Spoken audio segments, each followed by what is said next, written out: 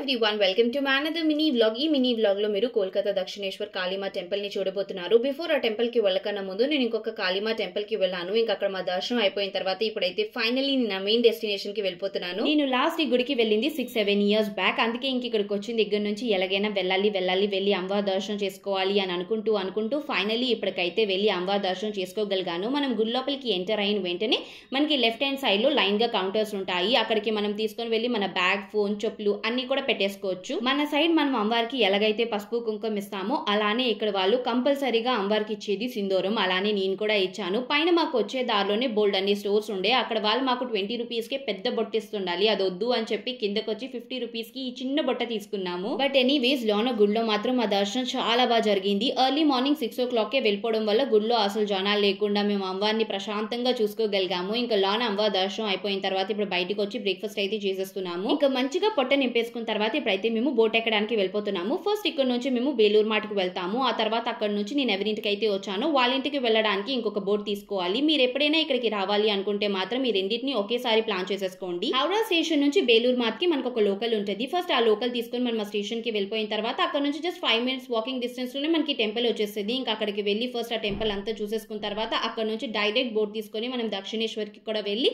అక్కడ అమ్మవారి దర్శనం కూడా చక్కగా చేసేసుకోవచ్చు. ఇంకా ఇంతేనమాట ఈ వీడియోకి.